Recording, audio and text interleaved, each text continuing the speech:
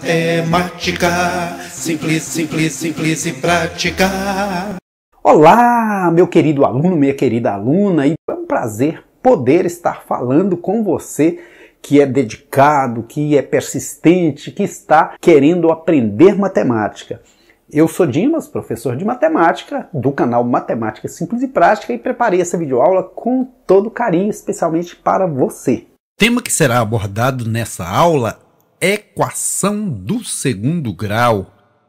Para você que gosta de matemática, para você que quer entender um pouco mais de matemática com relação às equações do segundo grau, eu vou fazer nessa videoaula a demonstração da fórmula resolutiva, a popular fórmula do Bhaskara, a pedido aqui de uma ex-aluna, Clara, por sinal, ótima aluna.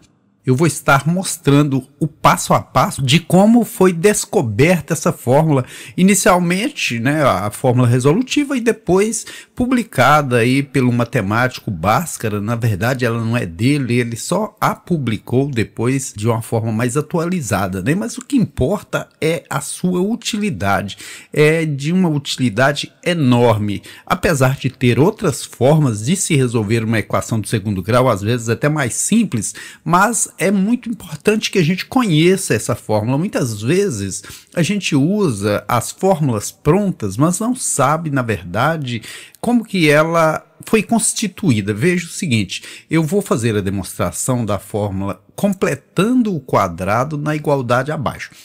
Toda equação do segundo grau completa, ela é dada por ax ao quadrado mais bx mais c igual a zero. Muitas vezes o aluno resolve um montão de equações do segundo grau, mas nunca parou para pensar o que é que significa A aqui dentro, o que é que significa B, o que é que significa C. Essas letras aí que eu coloquei para você em verde são os coeficientes. Por exemplo, eu teria aqui 20x ao quadrado, o 20 é o A, e depois eu vou descobrir o valor do x. Mais 10x, então o 10 seria o B, e eu descobriria o valor do x. E o C é o termo independente. O que é um termo independente que não depende do x?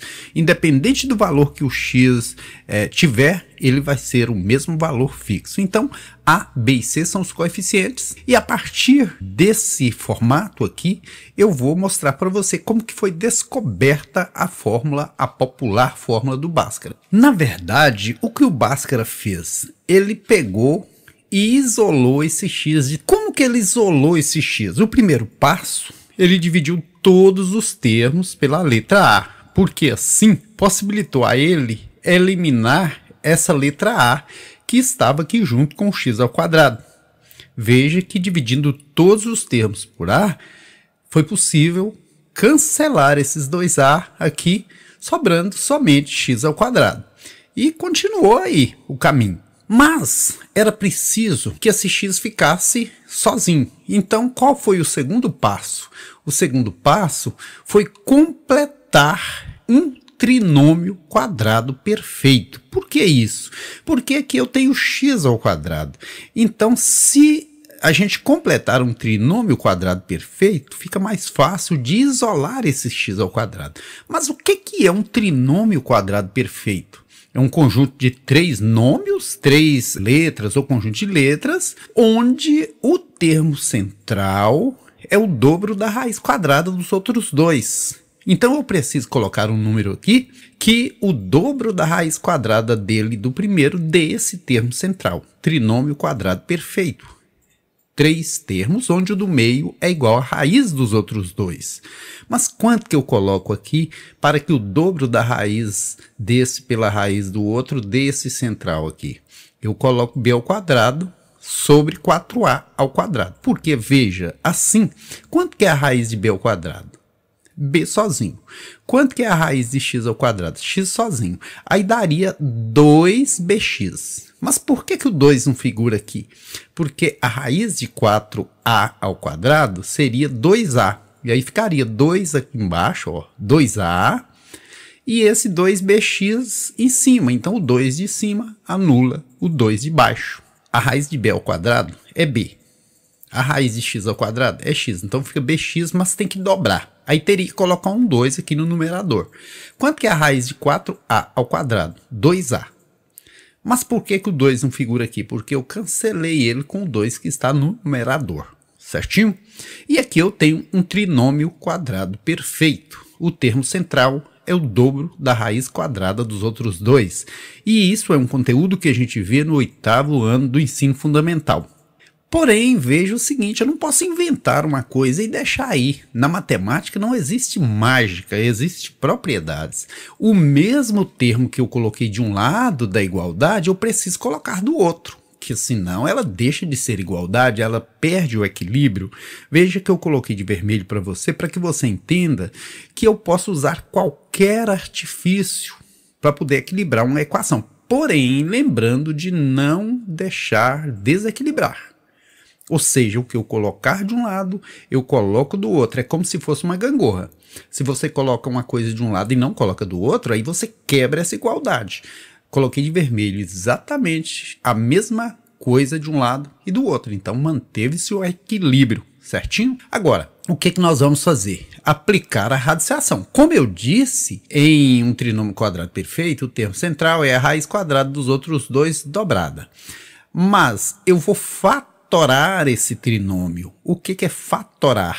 Transformar em dois fatores, né? Pegar aqui e colocar raiz quadrada no primeiro e no último, né? Raiz quadrada de x ao quadrado de x sozinho, raiz quadrada de b quadrado sobre 4 ao quadrado é b sobre 2a. Assim que se fatora um trinômio quadrado perfeito, extrai a raiz do primeiro e do último e eleva ao quadrado. Conteúdo do 8º ano, fatorar um trinômio quadrado perfeito é extrair a raiz quadrada do primeiro termo, extrair a raiz quadrada do terceiro termo e elevar isso ao quadrado. Se você multiplicasse esse x mais b sobre 2a por ele mesmo, daria exatamente esses três termos. A fatoração, na verdade, é uma forma mais simples de representar o trinômio. E eu vou trazer esse b ao quadrado menos 4a ao quadrado para o primeiro membro, e ele vai vir negativo, porque ele troca de lado, né? Então, b ao quadrado sobre 4a ao quadrado mais c sobre a, que é igual a zero. Não é um caminho muito curto, né? Agora, o que a gente vai fazer? A gente vai pegar aqui e tirar o menor múltiplo comum desses dois termos, uma vez que para somarmos frações a gente precisa encontrar o menor múltiplo comum, que na verdade aqui é 4a ao quadrado, porque ele divide por a e divide por ele mesmo. E a gente divide pelo denominador, multiplica pelo numerador. 4a ao quadrado dividido por ele próprio dá 1, que multiplicado por b ao quadrado dá o próprio b ao quadrado. Tem um sinalzinho de menos. 4a ao quadrado dividido por a sobra somente 4a, que passa para cima 4ac. Divisão de potências de mesma base, conserva-se a base, subtrai-se os expoentes. Então, a2 dividido por a1, 2 do expoente daqui, menos 1 do expoente daqui, sobra a1. Então, 4a1. Por isso que multiplicou por c, 4a1c. Quando é a1, a gente não coloca 1. E agora, vou reorganizar isso aqui, passando essa parte aqui para depois da igualdade, né? Para ir já deixando o x mais isolado aí.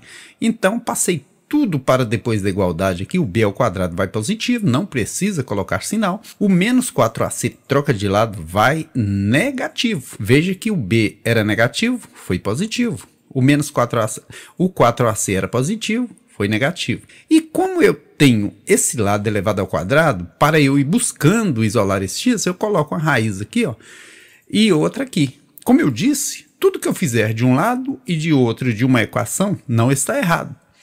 Por que eu coloquei essa raiz? Porque ela me permite cancelar esse expoente 2. Olha, radiciação anula a potenciação. Eu tinha uma potenciação que foi anulada por uma radiciação. Sobrou somente x mais b sobre 2a. O expoente, que é 2, cancelou a raiz que é quadrada. A raiz quadrada porque teria um 2 aqui no índice. E esse lado aqui? Esse lado aqui, eu não tenho um trinômio para eu tirar nada aqui. A única coisa que eu posso fazer é extrair a raiz do denominador. Quanto que é a raiz de 4? 2. Quanto que é a raiz de a ao quadrado? A sozinho. Então fica b ao quadrado menos 4ac sobre 2a. 4a ao quadrado tem raiz quadrada igual a 2a. Olha que está só aproximando da conhecida fórmula do Bhaskara. Então, Para que o x fique sozinho agora, eu vou levar esse b sobre 2a para o segundo membro, que vai ser menos b sobre 2a, uma vez que ele troca de lado, troca de sinal. E continua igual era, mais b ao quadrado menos 4ac sobre 2a. Porém, eu tenho aqui dois denominadores iguais, eu posso reduzir isso a um denominador só, não é mesmo? É o mesmo denominador, o menor múltiplo comum, 2a. Menos b mais b ao quadrado menos 4ac dentro da raiz. Mas na fórmula resolutiva aparece um mais ou menos. Por que esse mais ou menos? Eu vou te mostrar aqui de forma detalhada como que surgiu esse mais ou menos. Se eu pegar um exemplo aqui, x é igual a raiz quadrada de 4, o x pode valer 2, porque 4 ou 2 ao quadrado é a mesma coisa, e aí potenciação anula radiciação, ou radiciação anula potenciação, x é igual a 2. Porém, também esse 4 pode ter vindo de menos 2 ao quadrado, porque menos 2 ao quadrado também dá 4. E aí, se eu anular o expoente com a raiz, sobra quanto? Sobra menos 2. Então, quando eu digo que x é igual a raiz de 4, esse x pode ser 2 positivo ou pode ser 2 negativo. Aqui está provado, porque menos 2 ao quadrado dá 4 positivo, cuja raiz é 2 ou menos 2, né? Porque se o 4 tiver vindo de mais 2 vezes mais 2, a raiz dele é 2. Se o 4 tiver vindo do menos 2 vezes menos 2, a raiz dele é menos 2. Então aqui por essa razão que aparece mais ou menos, porque pode ser positiva ou negativa a raiz. Porém, aqui eu trabalhei b ao quadrado menos 4ac, mas na maioria dos livros aparece raiz quadrada de delta, onde esse delta representa o valor b ao quadrado menos 4ac. E assim eu espero que você tenha entendido como que o Bhaskara conseguiu chegar a essa fórmula. Bhaskara foi um matemático, astrólogo, astrônomo e professor indiano, nascido em 1114 na Índia, né? E já naquela época ele tinha um conhecimento matemático muito elevado, e isso foi para a gente um ganho muito grande, que até na atualidade tem uma utilidade enorme a fórmula do Bhaskara, né? Então já havia um matemático que manjava muito dessa ciência maravilhosa e exata que nos ajuda tanto no dia a dia. Então, para você, a demonstração da popular fórmula do Bhaskara, beleza? Faça bom proveito, espero que você a use depois de entender como ela surgiu, beleza? Espero muito que você tenha gostado dessa videoaula, e se você tiver gostado, dá o seu joinha aí, se inscreva no canal, compartilhe com seus amigos, vamos compartilhar conhecimento. Espero muito que você tenha também sucesso nos estudos e na vida. Fique com Deus e muito obrigado por ter assistido essa videoaula. Aqui é bom estudar, bem que é bom aprender. E para facilitar, eu vou ajudar você.